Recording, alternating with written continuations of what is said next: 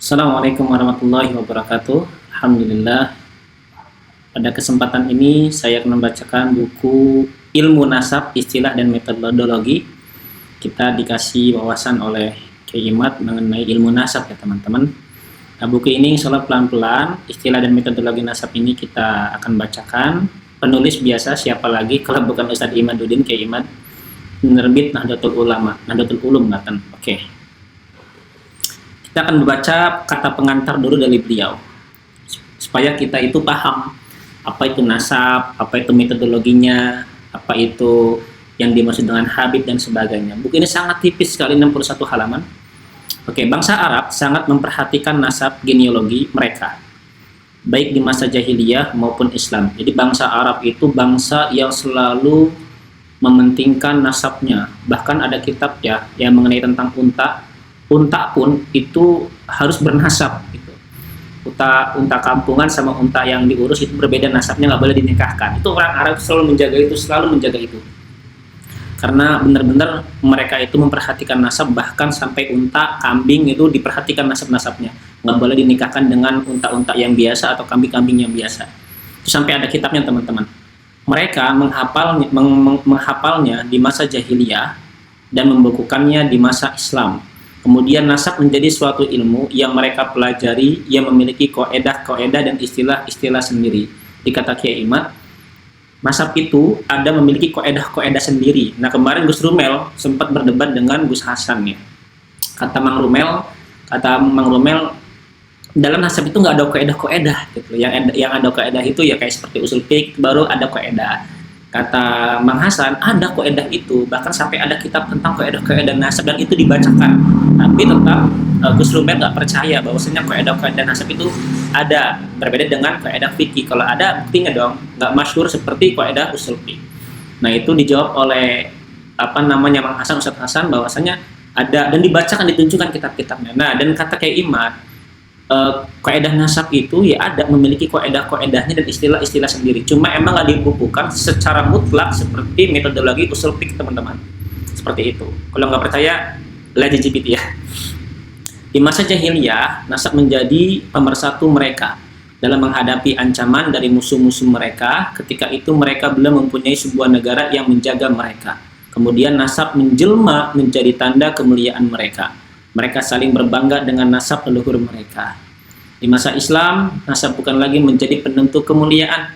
Kemuliaan dalam Islam ditentukan oleh ketakwaan kepada Allah Subhanahu wa Ta'ala. Ya, yang paling bertakwa, maka ia mendapat kemuliaan yang lebih dari lainnya. Nasab dijaga, kemudian bukan untuk berbangga-bangga. Ingat ya, nasab itu dijaga, tapi bukan untuk berbangga-bangga. Saya ini darah biru gitu kan, saya darah kuning, apa kamu darah hijau gitu. Nah, itu nggak boleh seperti itu. Tetapi untuk menjalin silaturahmi antar keluarga. Al-Quran menyatakan bahwa Allah Subhanahu wa Ta'ala menjadikan manusia berbangsa-bangsa dan bersuku-suku. Allah Subhanahu wa Ta'ala berfirman, ya ayuhan nas, wahai manusia, inna khalaqnakum, sesungguhnya kami telah menjadikan kalian min dzakarin, laki-laki, wa unsa, dan perempuan, wa ja'alnakum su'uban wa qabaila, dan kami jadikan, kata Allah, kepada kalian manusia su'uban, berkelompok-kelompok, bermarga-marga, wa qabaila, dan berkabilah-kabilah, ya kan, berbeda-beda.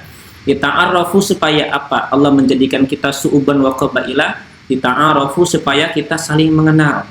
Inna akramakum, sesungguhnya paling mulia kalian, indallahi, di sisi Allah, atqakum, paling yang bertakwanya kalian.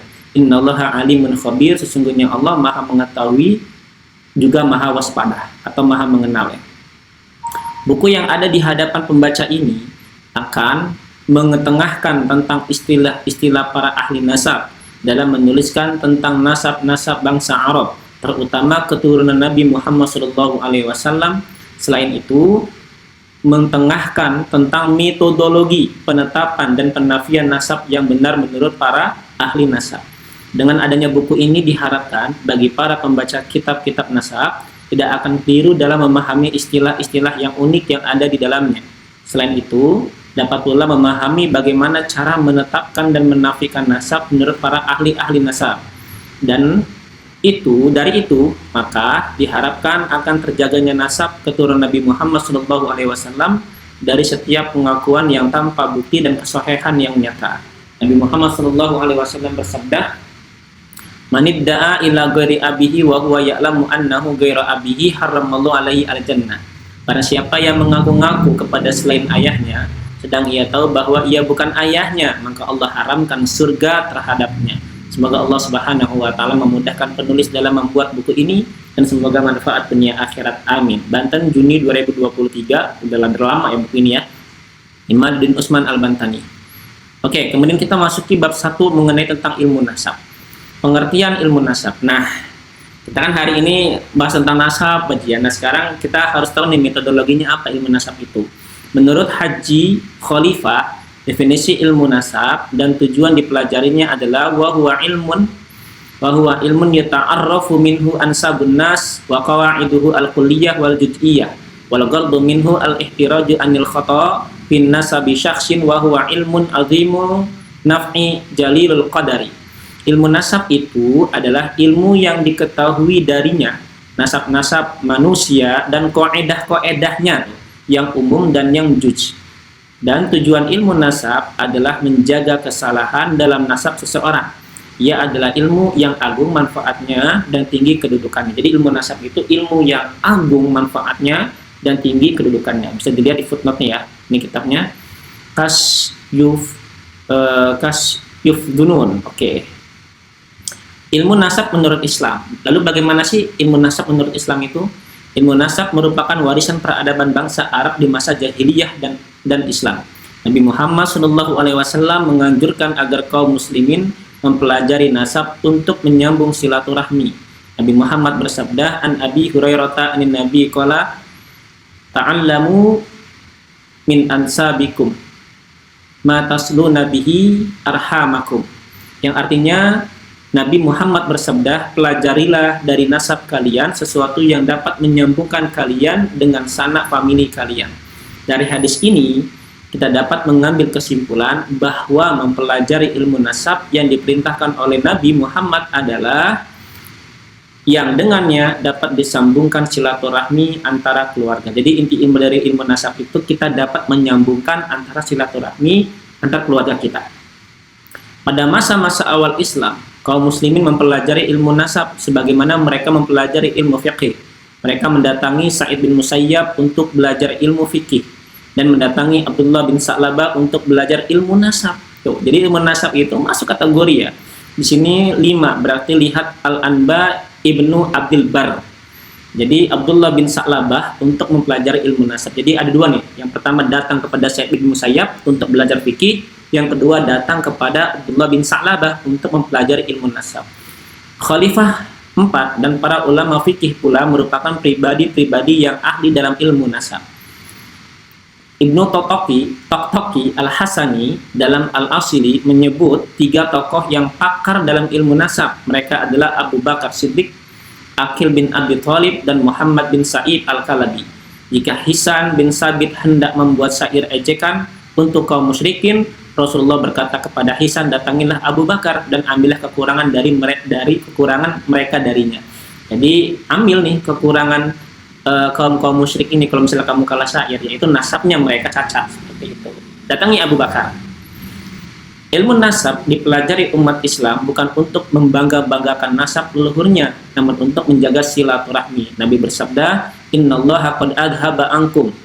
Apa ini? U'aibah al-jahiliyah wa fakhraha bil aba innama huwa mu'minun taqiyun aw fajirun syaqiyun an-nasu kulluhum banu adam wa adamu khuliqa min turab.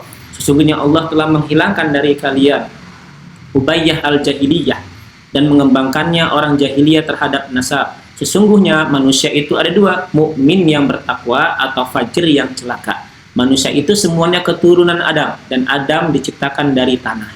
Bahkan ada hadis yang menyatakan ilmu nasab termasuk ilmu yang tidak bermanfaat.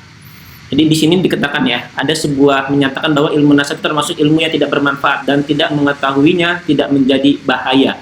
Anna Nabi sallallahu alaihi wasallam dakhala al-masjida fara'a jam'an minan nasi 'ala rajulin faqala ma hadha qalu ya Rasulullah rajulun 'alama qala wa mal 'alama qala a'lamun nasi bi ansabil arabi wa 'alamun nasi bi arabiyatin wa 'alamun nasi bi sya'rin wa 'alamun nasi bima ikhtalafa fihi al-arab. Wa qala Rasulullah hadza ilmun la yanfa' wa jahlun la yadur. Nah, ini hadisnya. Sesungguhnya Nabi memasuki masjid, maka ia melihat sekumpulan orang mengintari seseorang. Lalu Nabi bertanya, ada apa? Mereka menjawab, ya Rasulullah, ada seorang yang al-alamah. Nabi berkata, apa itu al-alamah? Seseorang berkata, orang yang paling tahu dengan nasab-nasab Arab, orang yang paling tahu tentang Arabiyah, orang yang paling tahu tentang syair, orang yang paling tahu tentang perbedaan-perbedaan pendapat orang Arab, namanya al-alamah. Maka Rasulullah berkata, ini ilmu yang tidak bermanfaat dan bodoh tentangnya tidak midorot. Dari hadis tersebut, ilmu nasab tidak ada kaitannya dengan syarat, tidak patut untuk diperdalam. Seorang tidak berdosa ketika tidak mengetahui siapa leluhurnya 1000 tahun ke belakang, termasuk seperti yang dilakukan sebagian bangsa Arab. Mereka memperdalam nasab-nasab kuda mereka. Nah, kan saya tadi kan diulang tuh. Bahkan kuda pun mereka ada nasabnya gitu. Nggak boleh kuda biasa dinikahi dengan kuda yang perkelas gitu. Seperti Ibnu Al-Kalabi yang mengarang kitab khusus tentang nasab-nasab kuda pada masa jahiliyah. Walau demikian, ilmu nasab yang dipelajari dengan tujuan-tujuan syar'i tetap berguna, kata Kyai Imad, seperti untuk mengetahui keabsahan orang yang mengaku dzurriyyat Nabi Muhammad, karena yang demikian itu berhubungan dengan beberapa hukum syarat. Untuk itulah buku ini penulis tulis. Wallahu a'lam bishawab. Nanti kita akan lanjutkan pembacaan buku ini sangat keren karena ini metodologi bagaimana caranya kita mengetahui ilmu nasab ya teman-teman. Assalamualaikum warahmatullahi wabarakatuh.